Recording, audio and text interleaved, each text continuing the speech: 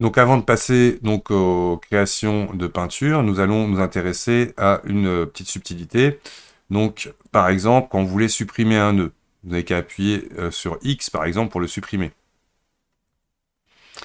Par contre, on constate que ça supprime automatiquement le lien. Je fais CTRL Z. On voit qu'en plus, ça ne rentre pas dans le cadre de l'historique. Donc si je fais à nouveau maintenant, comment dire, je vais chercher mon converteur RGB to black and white, je vais devoir recréer les connexions entre les différents nœuds. Si je veux supprimer un nœud sans supprimer la connexion, je fais CTRL X.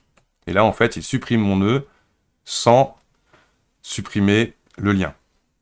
Une autre chose, donc je l'ai déjà montré, avec CTRL, cliquer, glisser droit, vous pouvez vous amuser à supprimer un lien. Donc je le recrée. Il y a CTRL, Alt, cliquer, glisser droit qui va permettre de muter. Simplement, là, j'ai mis en sommeil ce raccord de nœud. Donc, je vais ajouter à nouveau mon black and white converteur. Autre chose qui est intéressante, quand on va faire CTRL majuscule, clic gauche sur un nœud, ça va vous générer automatiquement un viewer. Donc là, on voit qu'il a mis un viewer en plus à la sortie, mais il connecte directement la map que j'ai sélectionnée. Par exemple, si je me mets sur le CTRL SHIFT ici, on va voir là, il va mettre la map sans mon outil de de rampe. Donc là, je vois directement l'effet de mon black and white. Par exemple, CTRL majuscule, je clique sur ce nœud-là, il va me remontrer mon dégradé avec les paramètres que j'ai réglés au début, directement sur ma géométrie, donc à nouveau avec ces couleurs. Si je fais CTRL SHIFT et je clique sur celui-ci, il va me montrer uniquement la texture, en imaginant que j'ai fait d'autres réglages après, il me montrera uniquement le nœud en cours.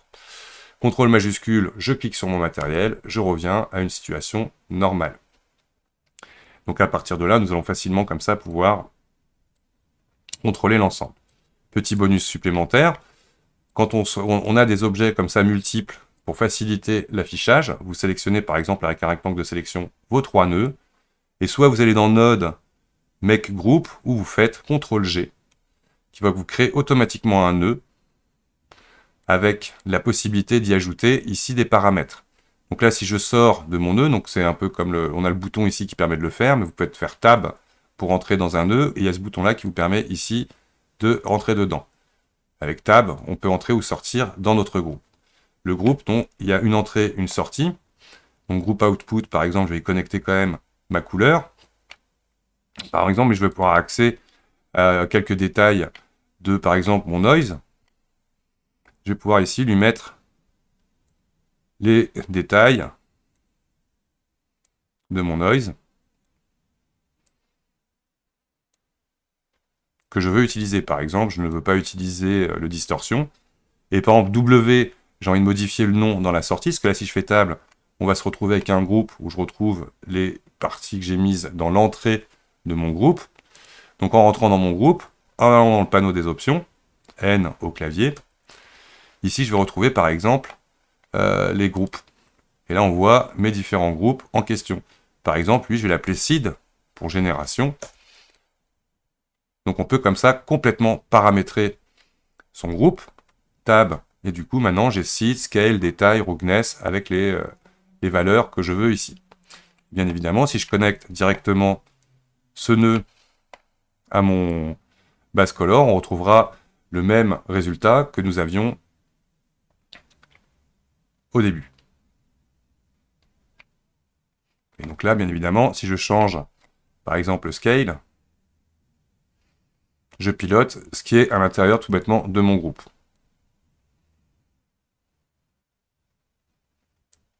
Donc petit bonus pratique pour un gain de place dans l'éditeur de nœuds. Donc je vais remettre ma texture, où je remets ma texture procédurale. Bien évidemment que je peux nommer en allant dans les paramètres de mon groupe. Hop. Donc on va aller chercher mon groupe et on va l'appeler par exemple Noise Group. Label. On va mettre 0,1 par exemple. Toc.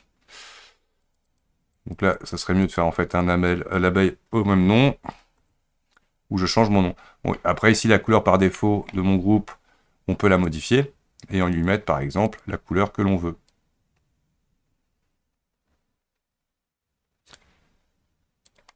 Voilà, petit bonus.